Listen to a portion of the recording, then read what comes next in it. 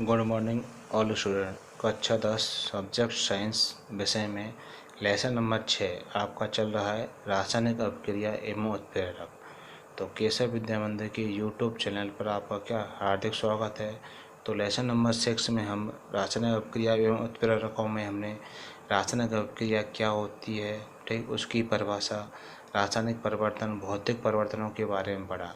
अब रासायनिक समीकरण की परिभाषा के बाद में हम रासायनिक समीकरणों को हम किस प्रकार से लिखते हैं, उनके क्या नियम हैं, मतलब किसी रासायनिक समीकरण को लिखने के नियमों की नियमावली ये है जो कि निम्नलिखित है। तो आज के टॉपिक हम रासायनिक समीकरण को लिखने के नियम पढ़ेंगे। तो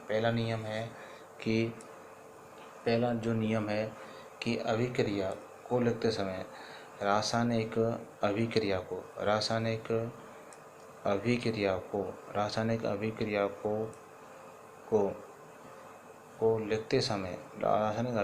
को लिखते समय मतलब रासायनिक जो अभिक्रिया है उसको लिखते समय सबसे पहले रासायनिक अभिक्रिया को लिखते समय सबसे पहले बाईं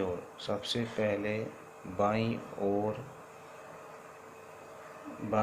मतलब किसी रासायनिक अभिक्रिया को लिखते समय सबसे पहले बाईं ओर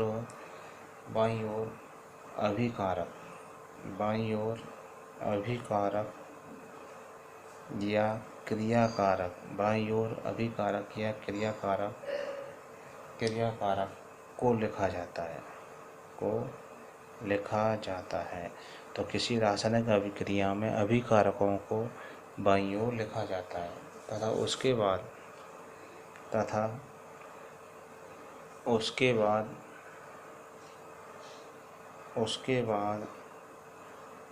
तीर का निशान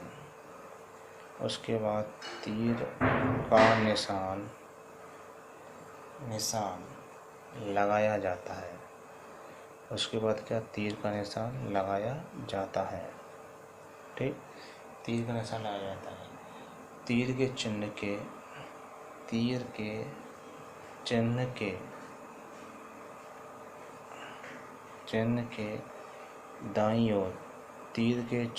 दाईं ओर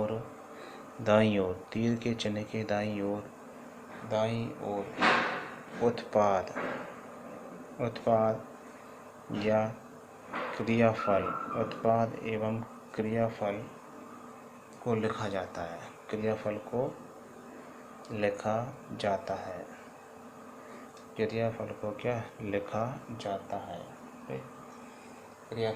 लिखा जाता है। तो देखो इसको कैसे समझते हैं कि जैसे कि कोई अभिक्रिया है Mg+O2 = क्या हुआ, MgO। ठीक, तो रासायनिक अभिक्रिया को लिखते समय सबसे पहले बाईं ओर, ये क्या है आपके इधर की साइड के अभिकारक क्या है, ये तो क्या अभिकारक है, अभिकारकों को हमेशा बाईं ओर लिखा जाता है। बाईं ओर लिखा जाता है, बाईं ओर या LHS साइड में लिखा जाता है। मतलब अभिकारकों को बाईं ओर लिखने के बाद ये जो तीर का चिन्ह होता है, तीर का चिन्ह हमें क्या दर्शाता है कि कोई अभिक्रिया अभिकारक से किधर हो रही है, उत्पाद की हो रही है। तो तीर के चिन्ह के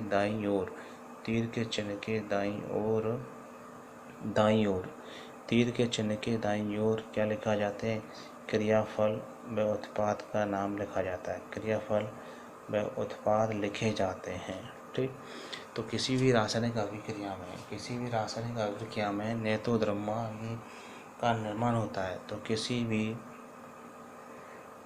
भी रासायनिक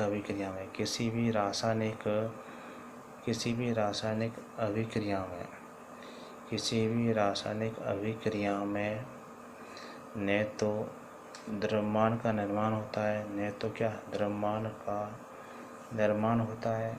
किसी भी रासायनिक अभिक्रिया में न तो क्या द्रव्यमान का निर्माण होता है और न ही क्या होता है, विनाश होता है। तो किसी भी रासायनिक अभिक्रिया में न तो क्या द्रव्यमान का निर्माण होता है, न ही विनाश होता है। ठीक, अतः तीर के चिन्ह के दोनों ओर, अतः तीर के चिन्ह के दोनों ओर, अतः तीर के चिन्ह के दोनों ओर, अतः तीर के चिन्ह के दोनों ओर, अतः तीर के चिन्ह के दोनों ओर परमाणु या परमाणु की संख्या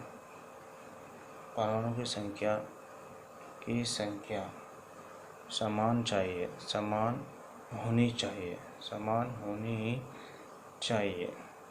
ठीक, समान होनी चाहिए, अर्थात वह रासायनिक संयोजन में द्रव्यमान संरक्षण का नियम क्या पालन करना चाहिए। तो ये कह रहा है कि किसी रासायनिक अभिक्रिया में न तो द्रव्यमान का क्या सृजन होता है, नहीं क्या होता है, उसका विनाश होता है। तो तीर के चिन्ह के दोनों और परमाणु संख्या क्या होनी चाहिए, समान। मतलब कि कोई रासायनिक समीकरण क्या होना चाहिए, संतुलित होना चाहिए। तो तीर के दोनों मतलब LHS और RHS की तरफ, LHS व RHS की तरफ, तो दोनों तत्वों के परमाणु की संख्या होनी चाहिए, समान होनी चाहिए। जैसे कि यह अभिकारक की तरफ Mg परमाणु क्या है, 1 है, अभिकारक की तरफ 1 है, लेकिन अभिकारक की तरफ ऑक्सीजन परमाणु 2 है, तो उत्पाद की तरफ ऑक्सीजन परमाणु 1 है। यदि हम MgO के आगे 2 लगा दें, MgO का 2 लगाया, तो इसका मतलब 2 Mg के भी हैं, 2 किसके भी हैं, ऑक्सीजन के भी हैं।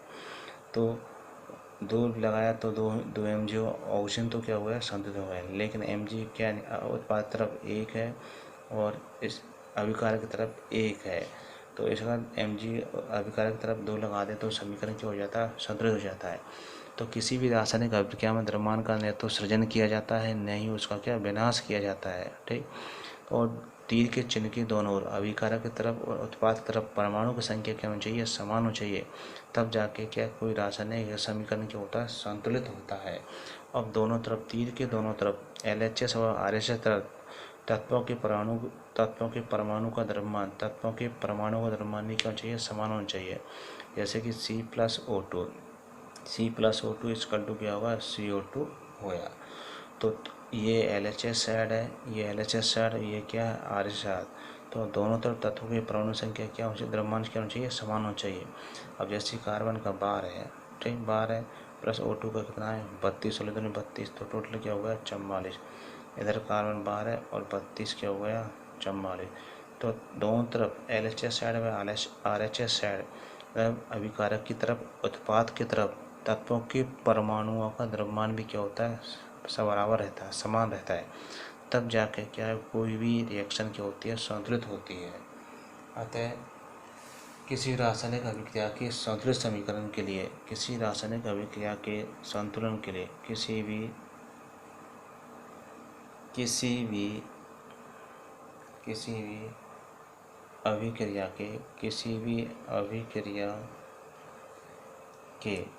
अभिक्रिया के संतुलित रासायनिक समीकरण के लिए, मतलब वो कह रहा है किसी भी रासायनिक अभिक्रिया में संतुलित रासायनिक समीकरण के लिए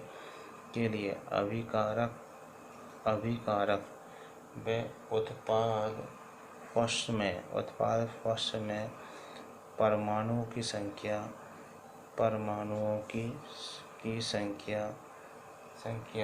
क्या होनी चाहिए, समान होनी चाहिए। परमाणु संख्या क्या होनी चाहिए, समान होनी चाहिए। मतलब तब किसी भी रासायनिक अभिक्रिया में संतुलित रासायनिक समीकरण अभिकारक की तरफ और उत्पाद की तरफ, दोनों तरफ क्या, परमाणु की संख्या क्या होनी चाहिए, समान होनी चाहिए। ठीक, दूसरा है नियम, रासायनिक समीकरण लिखने का नियम। रासायनिक समीकरण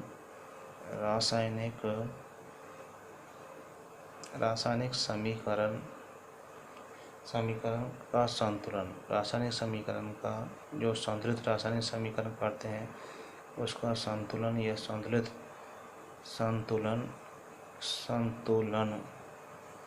अनुमान विधि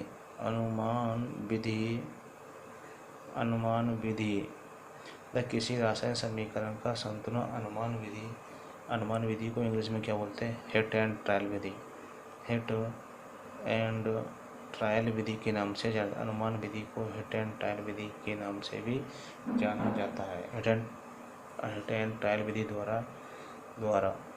द्वारा उसको संतुलित करते हैं हिट एंड ट्रायल विधि द्वारा उसको संतुलित किया जाता है। मतलब किसी भी रासायनिक समीकरण को हिट एंड ट्रायल विधि द्वारा क्या संतुलित किया जाता है। ठीक, संतुलित किया जाता है। तो हिट एंड ट्रायल विधि में क्या होता है, हिट एंड ट्रायल विधि में तीसरा नियम है इसका, रासायनिक समीकरण को संतुलित करने के लिए रासायनिक समीकरण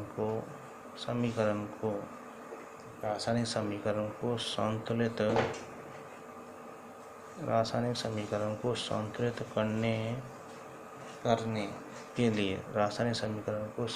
करने के लिए मतलब किसी भी रासायनिक समीकरण को संतुलित करने के लिए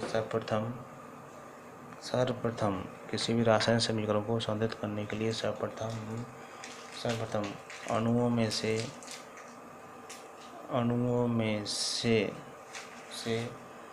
ऑक्सीजन व हाइड्रोजन परमाणुओं को छोड़कर, मतलब किसी रासायनिक समीकरण को संतुलित करने के लिए सर्वप्रथम अणुओं में से ऑक्सीजन व हाइड्रोजन को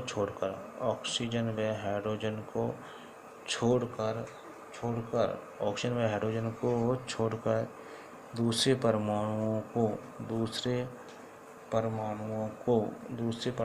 को क्या करते हैं, संतुलित करते हैं। मतलब किसी भी रासायनिक समीकरण को संतुलित करने के लिए पहले ऑक्सीजन व हाइड्रोजन परमाणु को छोड़कर किसी अन्य दूसरे परमाणु को क्या संतुलित करते हैं। जैसे कैसे संतुलित करते हैं, मतलब किसी रासायनिक समीकरण में ऑक्सीजन व हाइड्रोजन परमाणु को छोड़कर अन्य किसी परमाणु को क्या करते हैं, संतुलित करते हैं। जैसे कि C3H8 plus O2 equal to CO2 plus जल। ठीक, अब देखो क्या होता है। C3H8 का नाम है प्रोपेन। इस C3H8 का नाम क्या, प्रोपेन है। प्रोपेन को क्या बोलते हैं, एल्केन बोलते हैं। क्या बोलते हैं, एल्केन। O2 ऑक्सीजन है ही है। O2 क्या, ऑक्सीजन। तो कोई भी किसी भी एल्केन का, किसी भी एथेन का, मेथेन का, प्रोपेन का या ब्यूटेन का, किसी भी एल्केन का जब वायु की उपस्थिति में उसका दहन करवाते हैं तो फिक्स है CO2 व जल बनता है। CO2 जल क्या बनेगा, जल बनता है। CO2 को बोलते हैं कार्बन डाइऑक्साइड कहते हैं। कार्बन डाइऑक्साइड में जल बनता है, मतलब कार्बन डाइऑक्साइड।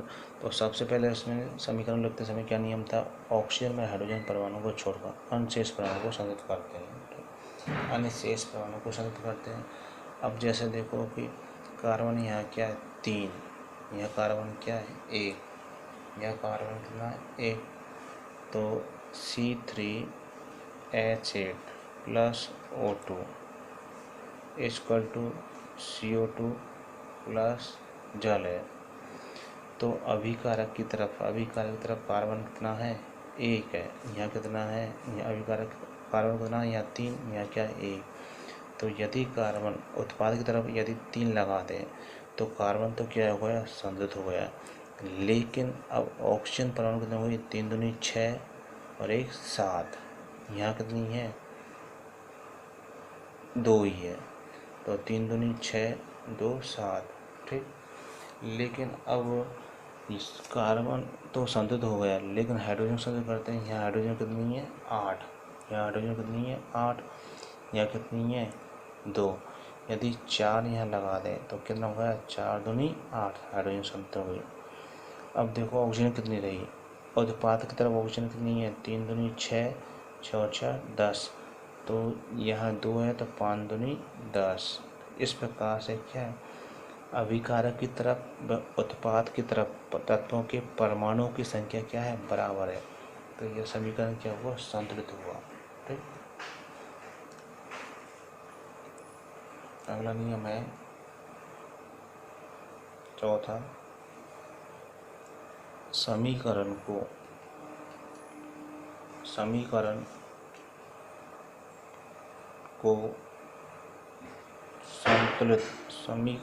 संतुलित करने के पश्चात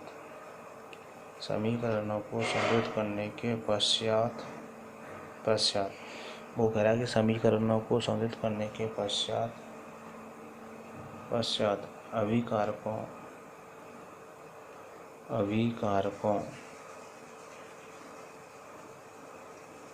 व उत्पादों की भौतिक अवस्था को बताने हेतु उनके साथ ही कोष्ठक में उनकी अवस्था लिखी जाती है। ठीक, मतलब समीकरण को संतुलित करने के पश्चात अभिकारक उत्पाद की तरफ उनकी भौतिक अवस्था क्या लिखी जाती है, उनको कोष्ठक में क्या लिखा जाता है। तो ठोस के लिए क्या है S, द्रव के लिए क्या स्मॉल l, ठीक, और गैस के लिए क्या स्मॉल g लिखी जाती है। ठीक, मतलब समीकरण को संतुलित करने के बाद में अभिकारक में उत्पादों की भौतिक अवस्था को कोष्ठक में क्या लिखा जाता है। ठीक, अब जैसे कार्बन है,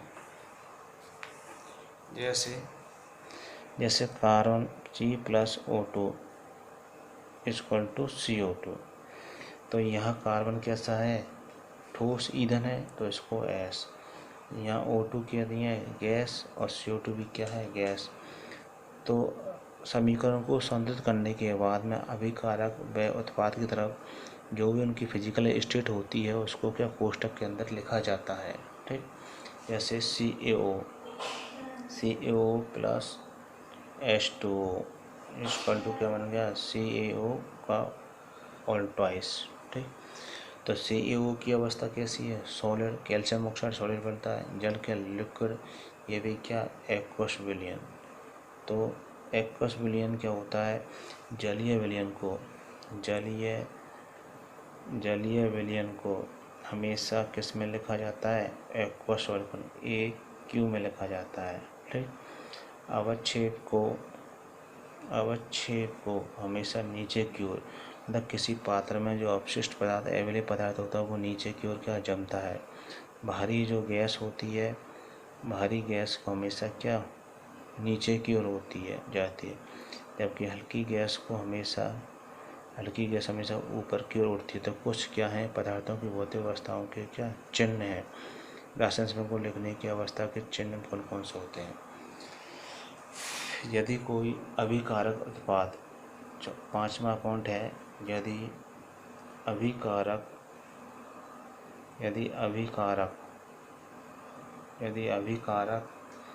व उत्पाद, यदि कोई अभिकारक व उत्पाद का निर्माण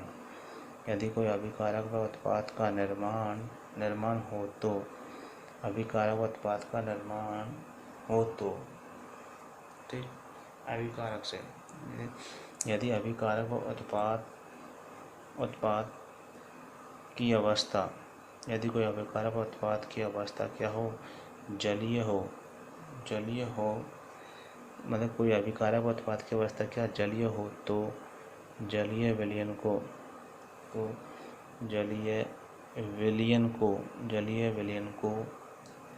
को एक्वस सॉल्यूशन के नाम से लिखा जाता है। ठीक, अगला नियम 6, अभिकारकों से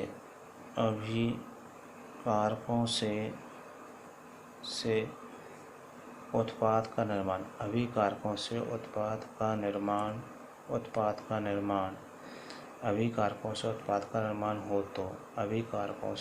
का निर्माण हो तो उसे अग्र अभिक्रिया, उसे क्या बोलते हैं अग्र अभिक्रिया कहते हैं, उसे अग्र अभिक्रिया कहते हैं। तथा उत्पाद से से अभिकारक का निर्माण होता है। अभिकारक उत्पाद से अभिकारक का निर्माण होता है तो उसे पश्च अभिक्रिया कहते हैं। पश्च अभिक्रिया कहते हैं। ठीक, 7वां पॉइंट है अभिक्रिया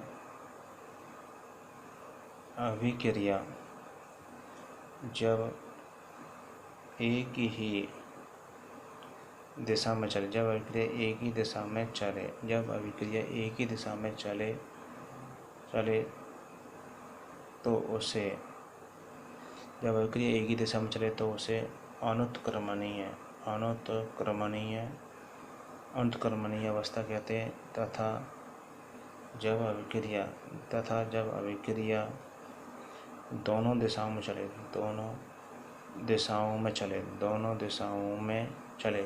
मतलब अग्र दिशा में भी और पश्चिम दिशा में भी चले तो वह उत्क्रमणीय अभिक्रिया कहलाती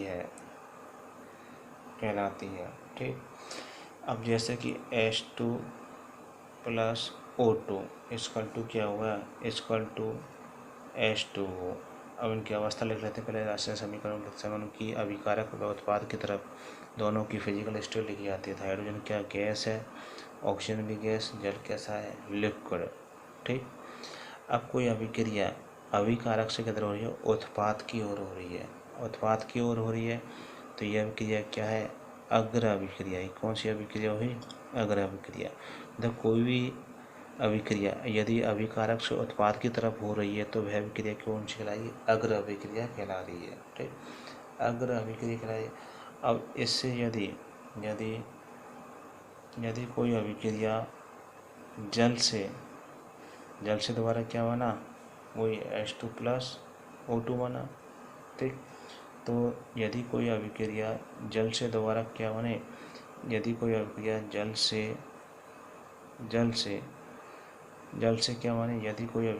जल से दोबारा हाइड्रोजन व ऑक्सीजन में टूट जाती है तो वह अभिक्रिया कौन सी होगी, पश्च अभिक्रिया उसको कहते हैं। जैसे कि जल है, जल को अपन गर्म करते हैं, जल को यदि गर्म करते हैं तो वह किस में बदलेगा, वाष्प में बदल गया। ठीक, वाष्प को ठंडा करेंगे तो वह जल में बदल जाएगा। तो ये दोनों अभिक्रिया, ये तो ऊपर वाली क्या अग्र अभिक्रिया, ये क्या पश्च अभिक्रिया, तो दोबारा वही उत्पाद बन जाता है। ये दोनों अभिक्रिया क्या लगाएंगे, उत्क्रमणीयता का प्रदर्शित, अनुत्क्रमणीयता का। ऊपर वाली अनुत्क्रमणीय है। ठीक, और नीचे वाली क्या, यदि दोनों रिएक्शन हो, यदि अभिक्रिया अग्र हो और पश्च भी हो तो उसको बोलते हैं उत्क्रमणीयता बोलते हैं। यदि रासायनिक कोई अभिक्रिया दोनों तरफ चलती है तो उसे उत्क्रमणीय अभिक्रिया कहते हैं। यदि सिंगल दिशा में चलती है, अभिकारक से उत्पाद की ओर चलती है तो उसे अनुत्क्रमणीय अभिक्रिया के नाम से भी जाना जाता है। ठीक, तो किसी रासायनिक अभिक्रिया में अग्र अभिक्रिया उत्क्रमणीय अभिक्रिया कहलाती है। ठीक, ये तो क्या है, अनुत्क्रमणीय अभिक्रिया। ये तो क्या है, अनुत्क्रमणीय अभिक्रिया का क्या है, उदाहरण है, अनुत्क्रमणीयता का उदाहरण। जैसे CaCO3 को जो अपन गर्म करते हैं तो CaO+ क्या बन जाता है, CO2 बन जाता है। अब यदि दोबारा इसको क्या जोड़ें तो ये अग्र अभिक्रिया दोबारा वापस में तो वही पदार्थ बन जाता है, पश्च अभिक्रिया। तो ऐसी अभिक्रिया कहलाई जो दोनों दिशाओं में चलती है उसे उत्क्रमणीय अभिक्रिया कहते हैं। यदि कोई ऐसी अभिक्रिया जो दोनों दिशाओं में चले या सिंगल दिशा में चलती है उसको अनुत्क्रमणीय है, दोनों दिशाओं में चले तो उत्क्रमणीय अभिक्रिया उसके नाम से जाना जाता है। उत्क्रमणीय अभिक्रिया के नाम से जाना जाता है। तो हमने आज की वीडियो में रासायनिक समीकरण को लिखने के कुछ के नियमों के बारे में क्या जानकारी ली। तो इन नियमों में, सामान्य नियमों में क्या समीकरण महत्वपूर्ण है। यदि कोई रासायनिक समीकरण लिखते समय उसकी भौतिक अवस्था को ध्यान रखना चाहिए। यदि कोई अभिक्रिया जलीय विलयन में संपन्न हुई तो एक्वस सॉल्यूबल लिखना चाहिए।